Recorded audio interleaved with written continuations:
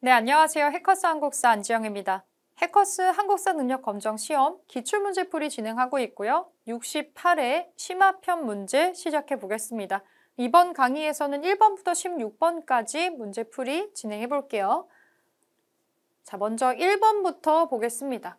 맨날 나오는 시대상의 문제인데 이 앞부분은 실수만 안 하시면 될 것 같아요. 근데 요즘에는 이 실제 유네스코 유적지라든지 이런 거 관련된 것들이 좀 자료로 많이 나오는 편입니다. 자, 1번 먼저 보겠습니다.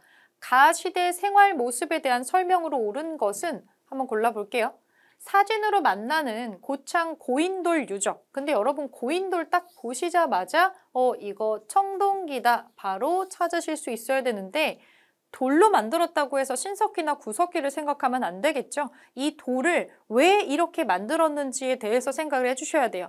이렇게 크고 무거운 고인돌을 제작을 했다라고 하는 건 이 무덤 하나를 만드는데 수백 명이 달려들었다는 건데 아무한테나 해주지 않는다라는 거죠. 어떤 특별한 한 사람을 위해서 뭔가를 해주는 이런 행위가 발생을 한다는 거는 이제 뭔가 이렇게 해줄 만한 이 정도의 노동력을 받을 만한 그런 사람이 나왔다라는 거죠. 계급이 발생한 이후 시점으로 우리가 추정을 해보고 있습니다. 지금 요거는 고창 고인돌 유적에 대한 특별 전시 관련한 홍보 포스터 같은데 이제 고인돌 관련해서 청동기 시대에 대한 모습으로 만든 거 골라주시면 되겠죠. 반달 돌칼로 별을 수확한다. 1번에 또 바로 답이 나왔네요. 반달 돌칼을 딱 봤을 때 돌칼이니까 신석기인가? 이렇게 생각하실 수 있는데 용도가 지금 별을 수확한다는 거잖아요. 벼농사가 시작되는 시점이 청동기입니다. 신석기 때부터 농사를 하기는 하지만 주로 밭농사를 했고 이 반달 돌칼처럼 생긴 물건이 필요했다는 거는 시대에 뭔가가 이런 거를 할 만한 환경이 됐다라는 거거든요. 청동기 시대 대표적인 특징 중에 하나가 드디어 벼농사가 가능해져서 벼농사와 관련된 조금 더 발달된 농기구들이 등장을 한다. 이렇게 생각해 주시고 나머지 오답 처리할게요. 소를 이용해서 깊이가리를 한다. 소를 이용한 우경이 나오는 건 철기 시대로 넘어가야 되고요. 이거 신라에 우경 나오면 생각나는 사람, 지증왕 때 우경을 좀 장려하는 그런 내용들이 좀 나오죠. 이건 철기로 넘어가네요. 주로 동굴이나 강가의 막집에서 살았다. 이 문장 거의 똑같이 나오죠. 구석기고요. 오수전, 화천 등의 중국 화폐로 교역을 하였다. 이것도 철기 시기로 좀 넘어가야 나오는 것들이겠죠.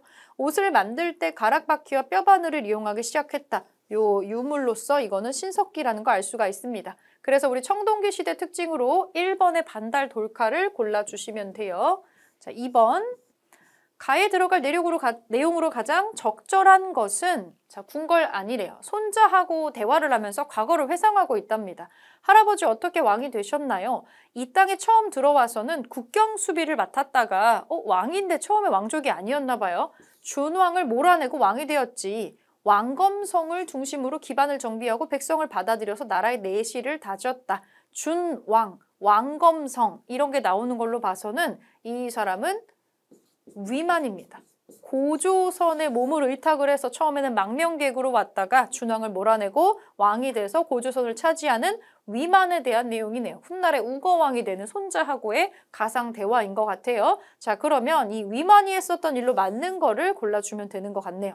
율령을 반포해서 체제를 정비했다. 위만하고 관계는 없는 내용이고요. 각각의 국가마다 삼국의 율령 반포한 사람들이 있죠. 고이왕이라든지 소수림왕이라든지 이런 사람들이 등장을 합니다. 요거 위만이 했던 일 아니고요. 화랑도를 국가적인 조직으로 개편을 했다. 이거는 신라에서도 진흥왕 시기로 넘어가는 얘기죠. 위만이랑 아무 관련이 없고요. 내신 좌평 등 이거는 백제가 가지고 있었던 이 관등의 명칭이니까 해당 사항이 없고 진번과 임둔을 복속해서 영토를 확대했다. 네, 위만이 했었던 일 여기 하나 나오네요. 위만은 철기를 가지고 있었다라고 되어 있습니다. 아마도 준왕이 처음에 위만을 받아줬던 이유 중에 하나도 철기의 제작 기법이라던가 이런 거에 대한 어떤 팁을 얻을 수 있을 것 같아가지고 들어왔을 텐데 그걸로 오히려 힘을 변방해서 키워서 준왕을 몰아내게 되죠. 자, 마지막 5번. 지방의 여러 성에 욕살과 철여근지 등을 두었다. 이거는 고구려에 해당하는 내용이네요. 그래서 정답 4번으로 찾아주시면 되고 3번으로 이제 올라가 보겠습니다. 3번. 다음 자료에 해당하는 나라에 대한 설명으로 옳은 것은 산릉과 넓은 못이 많아서 동이 지역에서는 가장 넓고 평탄한 곳이다. 힌트 1번. 여기 지역에서 가장 넓고 평탄한 곳이다. 여기 삼국지 위서 동의전은 중국에서 기록한 역사책인데 중국 입장에서 우리는 동쪽에 사는 오랑캐들이니까 우리의 고대 국가 역사들을 얘네들이 건너 기록한 책이 위서 동의전이에요. 거기서 봤을 때 우리나라 영토에 해당하는 한반도 쪽에 있는 지역에서는 이 나라가 영토가 제일 넓다. 되게 큰 국가라는 걸 생각할 수가 있겠죠? 산과 언덕과 넓은 연못 같은 게 많다. 이렇게 나오고 있고, 자, 밑에 보니까 은역 정월에 지내는 제천 행사가 있대요. 하늘에 지내는 제천 행사가 있는데 국중대회이고 날마다 마시고 먹고 노래하고 춤추는데 이것을 영고라고 한다. 제가 이제 이거 이론을 가르쳐 드릴 때 이렇게 얘기를 많이 해요. 제천 행사가 너무 많이 나오니까 그냥 나만의 약자 같은 거 만들어서 외워도 무방하다 이렇게 얘기하는데 이 영고하고 제가 묶어가지고 부영고라고 외우라고 많이 해요. 부여의 영고다 해서 그냥 붙여가지고 외워라 이렇게 얘기를 많이 하는데 지금 여기의 특징은 부여입니다. 부여. 자, 우리가 찾아야 되는 거는 부여의 특징이에요. 신성 지역인 소도가 존재하는 거는 부여가 아니라 한참 아래로 내려와서 지금은 대한민국에 해당하는 한반도의 남쪽에 삼한의 특징이죠. 소도, 신성 지역인 소도가 있고 제사장이 들어가 있죠. 천군이 있습니다. 이거 삼한의 특징이고 결혼 풍습으로 민며느리제가 있었다. 어린 여자아이를 키워다가 결혼을 하는 거 옥저의 풍습이고요. 여러 가들이 각각의 사출도를 주관한다. 이게 부여의 특징이죠. 마가, 우가, 저가, 목축에 적합한 이런 환경을 가지고 있어서 가축의 이름으로 이 귀족의 어떤 직급의 이름까지도 이제 형성이 되어 있는 것을 볼 수가 있어서 요게 부여의 대표적인 특징입니다. 4번 특산물로 단궁, 과하마, 반어피가 유명하다. 이거 3종 세트로 같이 다니죠. 동예라고 하는 국가의 특징이고요. 왕 아래에 상가, 대로, 패자 등의 관직이 있었다. 이거는 고구려에 해당하는 얘기입니다. 그래서 부여의 특징으로 3번으로 골라주시면 되고 자, 4번 가나다라마 문화유산에 대한 설명으로 적절하지 않은 것을 고르는 거래요. 적절하지 않은 거. 자, 우선 문제가 좀 넓으니까 밑으로 내려가 보겠습니다. 답사 계획서인데요. 틀린 거 찾는 거고요. 백제 왕들의 흔적을 찾아서 떠나보는 이 계획서입니다. 자, 보니까 백제 지역의 유적지들이 지금 표시가 되어 있는 거를 볼 수가 있고요. 색깔이 조금 달라져 있죠. 백제는 수도를 여러 번 더 이동을 하는 과정에서 역사를 이룬 왕과 특징들이 조금씩 다른데 한번 매체를 시켜보겠습니다. 공산성이 있고요. 웅진성이라고 불리기도 했죠. 지금 이 지역은 여기는 공주예요. 공주. 공주의 옛날 이름은 웅진입니다. 웅진. 그래서 웅진백제라고도 하잖아요. 요거 맞는 얘기고 나를 보니까 무령왕릉이라고 하는 무령왕의 무덤이 실제 이쪽에 있어서 지금은 무령왕릉원이라고 이름이 좀 바뀌어 있는 무덤 고분군들이 있어요. 여기 안에 가면 이 무령왕릉의 무덤도 실제로 들어가 볼 수는 없지만 똑같이 만들어 놓은 복제 무덤에 들어갈 수 있게 그렇게 해놓은 게 있는데 중국 남주의 영향을 받아서 약간 벽돌로 만든 이글루처럼 생긴 독특한 형태의 무덤을 보실 수가 있습니다. 이것도 맞는 얘기. 달을 보겠습니다. 부여로 넘어왔네요. 여기는 부여예요. 부여. 옛날 이름은 사비라고 불렀던 여기 부소산성이 있습니다. 성왕이 전사한 곳이다. 백제 성왕이 전사한 곳은 부소산성이 아닙니다. 관산성에서 죽었죠. 이쪽이 아니라 조금 더 신라 쪽 땅으로 내려가야 나오는 지역입니다. 요게 일단 틀렸고요. 이거는 모를 수 있어요. 소거법으로 따른 거가 아닌지 맞는지 한번 보겠습니다. 라를 보겠습니다. 여기도 고분군이 있습니다. 지금 부여 지역에도 능선이 고분군에 가면 들어가 볼 수 있게 만들어 놓은 전시관이 또 있습니다. 이 무덤 모여 있는 곳에. 그러면 여기 안쪽에 흐릿하게 남아있는 그림이라든지 유물에 대한 정보를 살펴볼 수가 있는데 사신도 벽화가 살짝 남아 있습니다. 그래서 그거 확인을 해볼 수가 있고요. 이것도 맞는 얘기고 왕궁리 유적으로 넘어가겠습니다. 여기는 익산이고요. 옛날에 무왕이 천도를 하려고 시도를 했었던 곳이다. 이렇게 보고 있어서 사실상 수도로 완전히 비정을 했던 곳이라고 보고는 있습니다. 그래서 백제 유적군에 지금 포함이 되어 있고 아예 이름도 왕궁리라고 지금 되어 있고요. 옛날 이름은 금마저라고 되어 있어요. 자, 왕궁리 유적에 가면은 수부라는 글자가 새겨진 기와 출토가 됩니다. 대표적인 내용 중에 하나니까 이건 좀 모르실 수는 있을 것 같아요. 이번 기회에 한번 체크해서 알아두셔도 좋을 것 같아요. 성왕이라고 하는 사람이 전사를 하는 거가 되게 유명한 역사적인 사건이고 중요한 포인트거든요. 다른 거를 잘 모르셔도 확실하게 내가 인지하고 있는 역사적인 사건이랑 연결을 시켜주시면 됩니다. 성왕이 전사한 곳은 관산성입니다. 3번으로 맞지 않는 거 골라주시면 되겠죠. 자, 내려가서 5번 풀겠습니다. 5번. 가와 나 사이의 시기에 있었던 사실로 옳은 것은 어려운 문제인데 겨울에 왕이 장차 백제를 쳐서 대야성에서의 싸움을 되갚으려고 이찬 김춘추를 고구려에 보내서 군사를 청하였다. 대야성 전투에서 패했을 때 도독인 품석의 아내도 죽었는데 바로 춘추의 딸이었다. 무슨 상황인지 아시겠어요? 지금 요 가의 상황은 일단 지금 대야성 전투라는 게 일어난 그 시점이에요.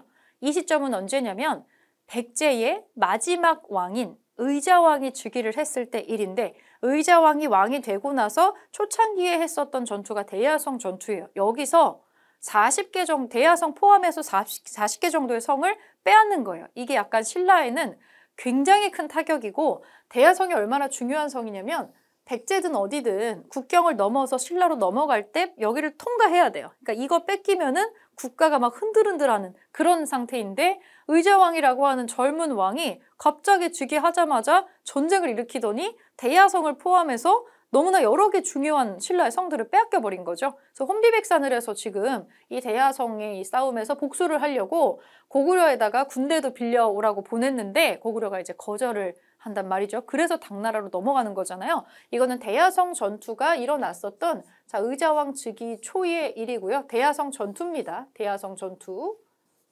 요거를 체크를 해주시고 이 김춘추가 부들부들했던 게 대야성에서 죽임을 당한 성주 부부 중에 그 부인이 자기의 딸이거든요. 도독인 품석의 아내가 김춘추의 딸이다. 이제는 이 신라하고 백제는 돌아올 수 없는 강을 건너버린 거예요. 자, 그러면 요 시점입니다. 백제가 의자왕이 즉위하고 나서 강력하게 군림을 하고 있을 때가 가라는 시기고요. 나를 볼게요. 춘추가 무릎을 꿇고 이제 누구한테 지금 얘기를 또 하고 있어요. 만약에 폐하께서 천조의 군사를 빌려주시어 흉악한 무리를 없애주지 않으신다면 블라블라블라블라 했더니 누가 대답을 해요? 당태종이 매우 옳다고 여겨서 군사의 출정을 허락하였다. 처음에는 고구려한테 군사를 빌리러 갔는데 안 들어줬단 말이에요. 그래서 당나라한테 군대를 빌리러 가서 지금 이 장면은 뭐예요? 나당연합군이 결성되고 있는 순간이에요. 그렇다면 나당연합군이 결성되기 이전에 패퇴했을 때 당시에 신라가 가라는 상황이고 그리고 나당연합군이 결성되는 순간이 지금 나라는 상황인데 그 사이에 무슨 일이 있었냐를 고르는 거예요. 골라볼게요. 자, 문무왕이 안승을 보덕국왕으로 봉하였다. 문무대왕이 누군가요? 문무대왕. 이 문무대왕은 삼국 통일을 완성하는 사람이죠. 그러면 안승을 보덕국왕으로 봉했다는 건 무슨 뜻이냐면 고구려가 이미 망하고 나서 부흥운동 때 등장하는 사람이에요. 그럼 부흥운동을 실패하고 나서 보덕국왕에 책봉을 하잖아요. 일단은 지금 저 문무대왕이라는 사람 자체가 나당연합군 뒤에 나오는 사람이에요. 삼국 통일 완성하는 사람이니까. 사이에 들어올 수가 없는 내용이네요. 아니네요. 자, 2번 안시성의 군사와 백성들이 당군을 물리쳤다. 이게 왜 어렵냐면 실제로 연도상으로 딱 보자면 사실 이게 정답인데 이 안시성 전투하고 대야성 전투가 한 3년 정도밖에 차이가 안 나요. 대야성 전투가 먼저 있고 그 다음에 안시성 전투가 있는데 이걸 연도를 어떻게 외우냐고요. 이거를 인과관계로 아셔야 돼요. 당나라가 뭐 얻을 게 있다고 나당연합군을 했을까를 생각을 해주시면 됩니다. 지금 요 상황이 딱 터져 있는데 뭔가 지금 니즈가 맞았잖아요. 신라하고 당나라가. 지금 백제는 요런 상황인데 당나라하고 고구려는 무슨 상황이냐면 아무리 애를 써도 고구려의 성벽을 무너뜨리지 못하는 상황인 거예요. 당태종이 누구예요? 당태종. 수나라가 성공하지 못했었던 고구려 정벌을 본인은 할 수 있을 거라고 생각을 하고 밀고 내려오다가 어디서 막혀요? 안시성에서 막혀요. 안시성에서 당태종이 큰 상처를 입고 패퇴를 하게 됩니다. 그래서 고구려를 직접적으로 공격했을 때 안 된다고 지금 생각을 하고 있는데 마침 신라가 이렇게 얘기를 하는 거예요. 그러면 당태종이 무슨 생각을 하느냐? 어차피 바깥에서 들어가는 게 힘들다면은 내부에서 백제랑 고구려부터 무너뜨리고 나서 신라는 나중에 차차 해결을 하고 그렇게 해야지만이 이거는 한반도를 지배할 수가 있겠다라고 생각을 한 거죠. 이런 니즈가 맞았기 때문에 나당연합군이 결성이 된 거예요. 그래서 중요한 거는 대야성 전투 바로 직후에 안시성 전투가 있었고 여기서 당나라도 고구려를 뚫지 못해서 여기에 분함을 갖고 있는 상태에서 그때 이제 분함을 갖고 있는 당태종과 분함을 갖고 있는 김춘추가 만나서 나당연합군을 만들었다는 거예요. 이거를 머릿속에 좀 탑재를 해주시고 그러면 이제 여러분들이 순서를 놓는 거가 어렵진 않겠죠. 이건 연도를 외우는 게 사실 크게 의미가 없었다라고 생각이 듭니다. 2번이 사이에 지금 낑겨 들어갈 수 있는 답안이에요. 복신과 도침이 부여풍을 왕으로 추대했다. 왜 왕으로 추대해요? 왕이 지금 없으니까. 왕이 없고 나라가 망했으니까 부흥운동을 했을 때 올라오는 거니까 나당연합군이 만들어지고 나서 백제 망하고 부흥운동하고 고구려 망하고 부흥운동하고 나가야 되니까 사이가 아니라 나의 뒤쪽에 나오는 내용이죠? 아니에요. 계백이 이끄는 군대가 황산벌에서 최후의 항전을 하죠. 그 오천결사대가 항전하다 다 죽잖아요. 이것도 나당연합군하고 싸울 때 얘기니까 나의 뒤쪽에 나오는 얘기예요. 사이에 못 들어갑니다. 진흥왕이 대가야를 정복을 해서 영토를 확장했다. 갑자기 튀어나오는 진흥왕. 진흥왕은 신라의 전성기를 이끈 사람이잖아요. 그러면 이 진흥왕이 나오는 요 시점은 대가야라는 게 언급이 지금 될 정도니까 이 의자왕의 더 한참 앞쪽으로 넘어가는 시점입니다. 시대 차이가 너무 많이 나네요. 가예 이전이에요. 그래서 사이에 껴들어갈 수 있는 거 2번이다. 되게 어렵게 나올 수 있는 문제의 한 형태였다고 보시면 됩니다. 5번에 2번. 자, 6번 볼게요. 밑줄군 시기에 있었던 사실로 옳은 것은 최치원이 지은 해인사 묘길상 탑기에는 진성 여왕이 다스리던 이 시기에 혼란스러운 사회상이 묘사되어 있습니다. 전란과 흉년으로 악 중에 악이 없는 곳이 없고 도처에 굶어 죽거나 싸우다 죽은 시신이 널려 있다. 진성 여왕이 다스렸었던 최치원이 살았던 이 시기는 신라 하대입니다. 통일신라 하반기 시기의 일이고 굉장히 혼란스러웠던 시대죠. 원강이 세속 5개를 제시하였다. 이 사람은 진흥왕 진평왕 시기로 넘어가는 앞선 시기입니다. 심지어 신라가 통일을 하기도 전이에요. 그러면 이 시기가 아니겠죠? 2차 대대 순교도 마찬가지입니다. 법흥왕 때잖아요. 불교 공인할 때니까 통일도 하기 전의 일이죠. 그냥 신라시대 일이에요. 원종과 애노가 사벌주에서 봉기하였다. 굉장히 크게 일어났었던 이 민중 봉기 중에 하나죠. 이렇게 살기가 힘드니까 사람들이 지금 난리를 하고 있는 거죠. 여기저기에서 농민난들이 터져 나오고 있는 상황입니다. 3번이 이 시기에 있었던 일이고 거칠부가 왕명에 의해서 국사를 편찬했다. 이거는 진흥왕 시기로 또 가야 되니까 해당 사항이 없고요. 자장의 건의로 황룡사 구축 목탑이 건립되었다. 이거는 무려 선덕여왕 시기의 일입니다. 이것도 시대가 안 맞네요. 그래서 6번에 3번으로 찾아주시면 됩니다. 7번으로 올라가서 가 나라에 대한 설명으로 옳은 것은 가의 대표적인 생활 유적지인 봉황대가 회현리 패촌과 합쳐져서 김해, 봉황동 유적으로 확대 지정되었습니다. 이 유적은 김수로 왕에 의해서 누구예요? 김수로 왕. 가야죠, 가야. 가야 중에서도 금, 관, 가야에 대한 설명으로 옳은 거 골라주겠습니다. 집사부를 비롯한 14부를 두었다. 네, 이거 신라시대의 특징이죠. 아님. 집집마다 부경이라고 하는 창고가 있었다. 이거는 고구려의 특징입니다. 고구려 특징. 조금 바닥에서 띄워놓은 창고가 있었죠. 대가들이 사자, 조이, 선인을 거느렸다. 고구려 특징이네요. 철이 많이 생산되어서 낭난과 외등에 수출했다. 여기 가야의 특징이네요. 가야 유적에서 그래서 우리가 가야를 지칭할 때 철의 나라 가야 뭐 이렇게 지칭을 하기도 하죠. 4번이 답이고요. 왕족인 부여씨와 8성의 8성의 귀족이 지배층을 이루었다. 백제에 해당하는 얘기입니다. 자, 정답 4번으로 찾아주시고 8번 넘어갈게요. 밑줄군 왕의 업적으로 옳은 것은 이 왕의 이름은 구부이고 고국 원왕의 아들이다. 신체가 장대하고 웅대한 지략이 있었다.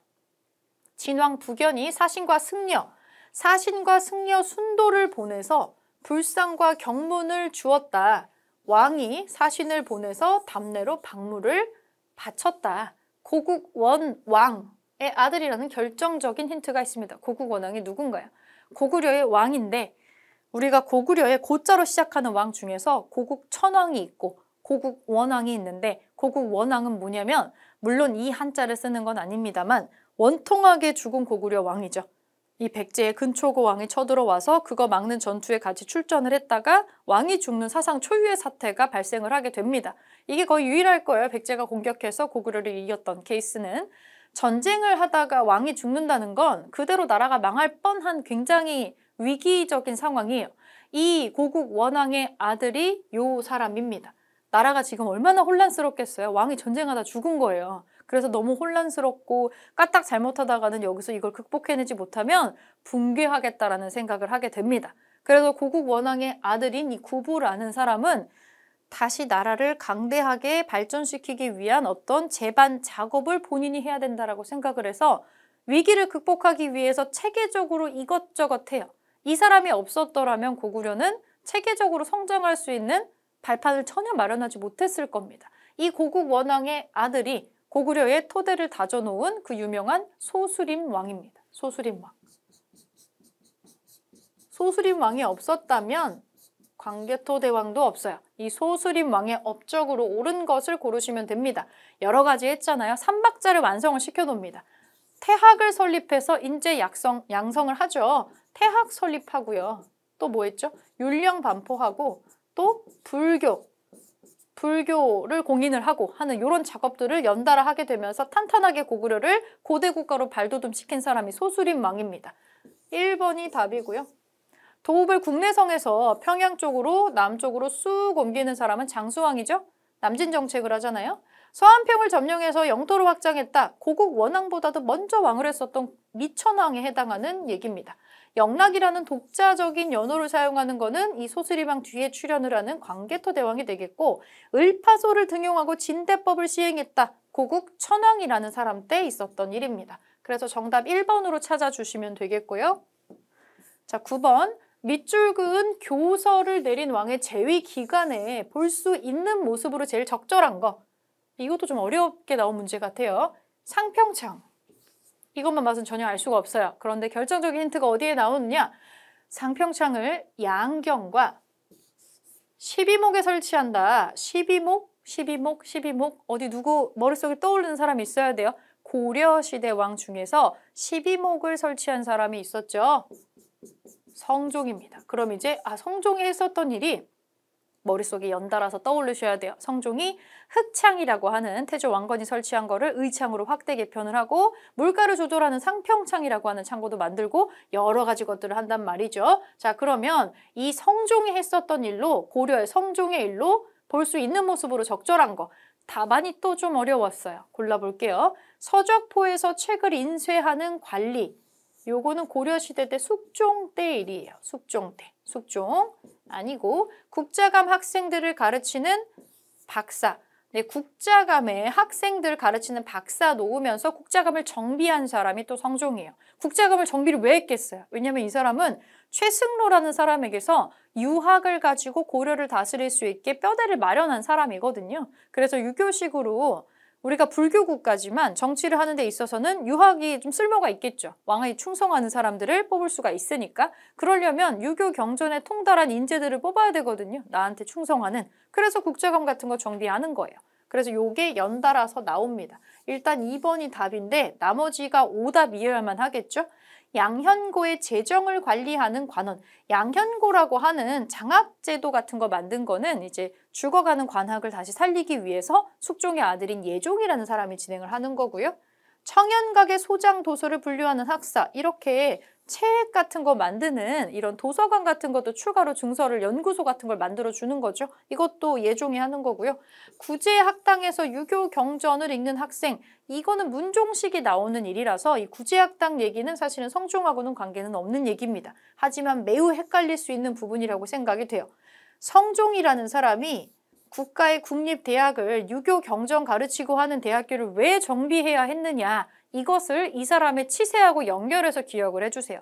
이 사람은 최승로의 건의를 받아들여서 유교식으로 이 고려를 다스리려고 했었던 사람이에요. 체계적으로 뭔가를 정비하기도 하고 왕권을 강화시키고 그러기 위해서 필요한 작업이었다고 같이 암기를 해주시면 될 것 같습니다. 9번에 2번으로 정답을 찾으시고요.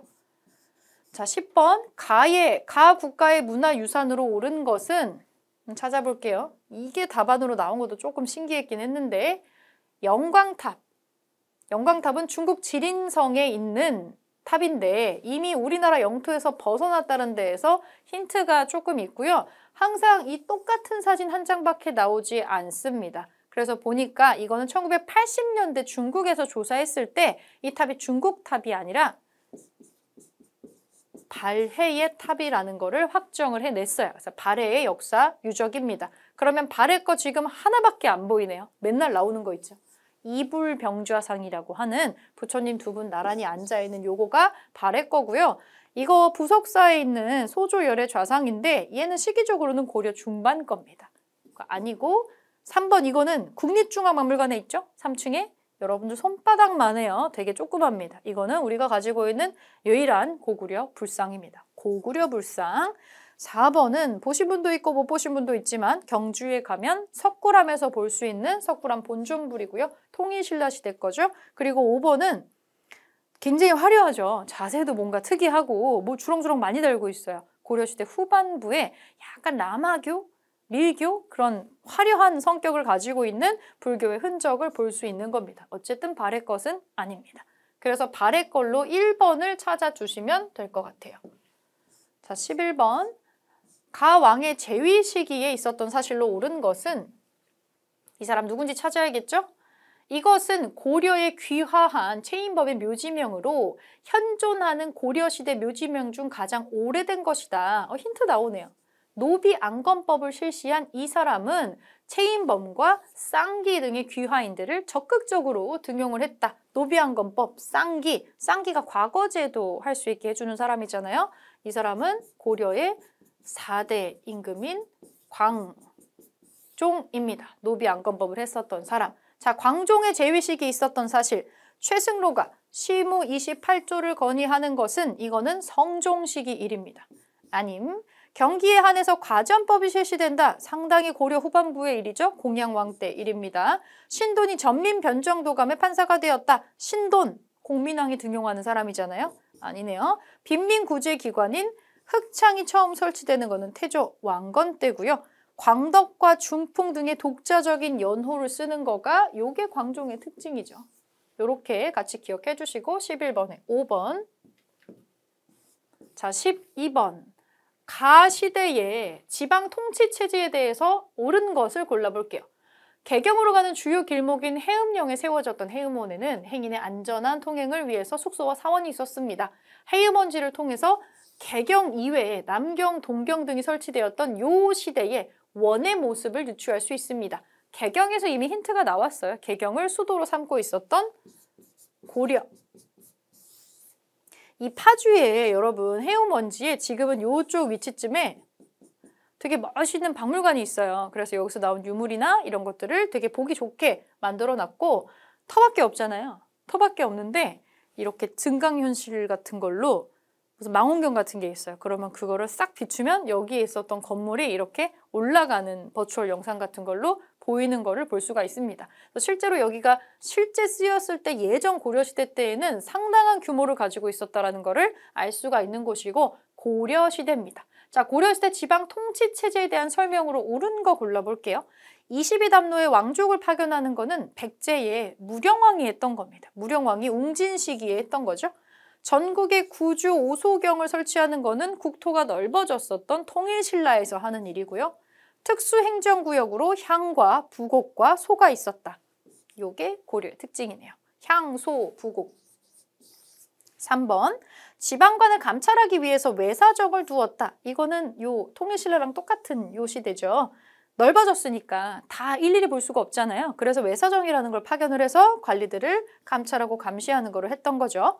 자, 5번. 지방행정구역을 8도에서 23부로 개편했었다. 개편한 거는 요거는 조선시대에서도 상당히 뒤쪽으로 넘어가는 시대, 갑오개혁 때 두 번째 개혁을 하고 나서 요렇게 바꾸죠. 뒤로 한참 넘어가야 되는 시대입니다. 그래서 고려시대 걸로는 3번을 찾아주시면 될 것 같아요. 자, 13번.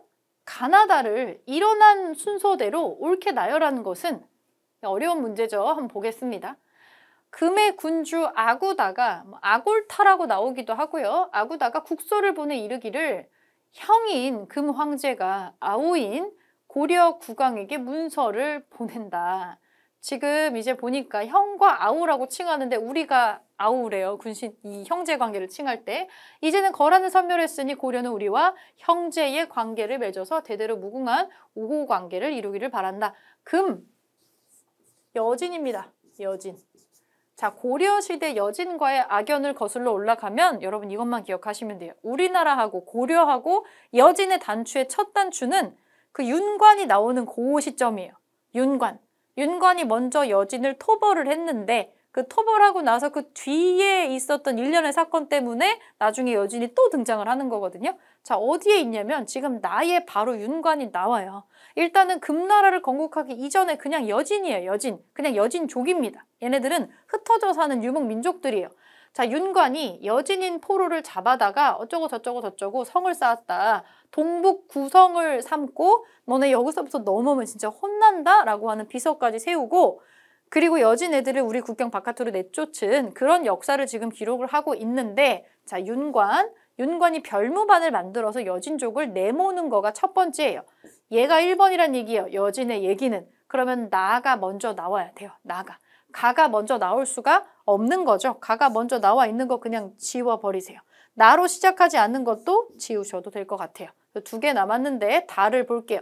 정지상 등이 왕에게 아뢰기를 대동강에 상서로운 기운이 있으니 신령스러운 용이 침을 토하는 형국으로 천년에 한 번 만나기 어려운 일입니다. 천심에 응답하고 백성들의 뜻에 따르시어 금나라를 제압하소서. 금을 정벌하소서라고 누가 얘기하고 있는데 정지상이라고 하는 사람은 묘청이랑 같이 서경천도 운동에 참여하는 사람이에요.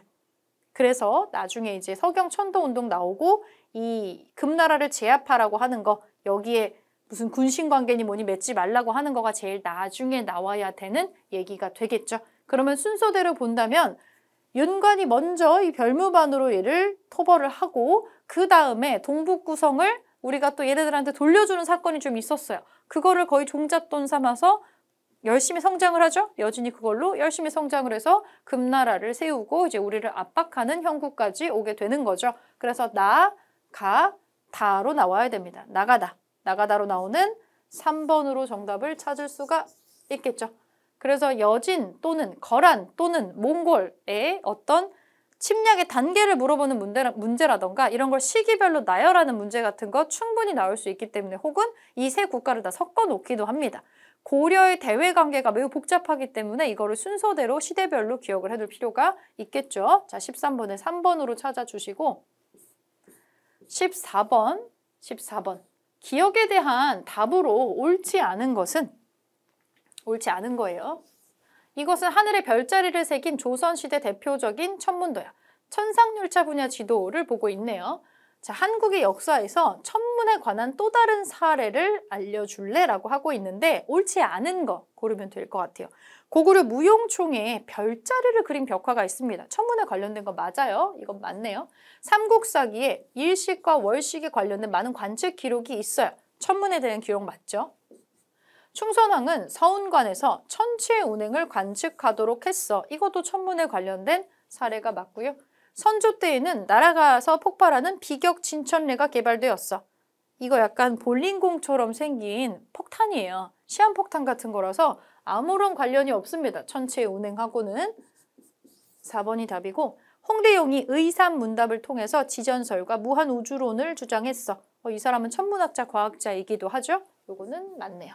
그래서 14번은 4번으로 찾아주시면 되고요. 자, 15번. 가의 군사 조직에 대한 설명으로 옳은 것은 이것은 태안 마도 3호선에서 발굴된 죽찰입니다. 적외선 촬영 기법을 통해서 상어를 담은 상자를 우땡땡 별초 도령시랑 집에 보낸다는 문장이 확인되었습니다. 우별초로 해석이 된다. 최씨 무신 정권이 조직했었던 삼별초라고 있었잖아요. 자, 삼별초의 장군격인 뭐뭐뭐에 해당하는 사람이었다. 자, 삼별초에 대한 설명으로 옳은 거 골라볼게요. 후금의 침입에 대비하고자 창설되었다. 아니죠. 금나라에 대비하려고 창설한 게 아니라 삼별초 같은 경우에는 나중에는 몽골하고의 항쟁하고 연결이 되는 사람들이니까 아니에요. 원의 요청으로 일본 원정에 참여하였다. 아니죠. 일본 원정에 삼별초 참여하지 않았습니다.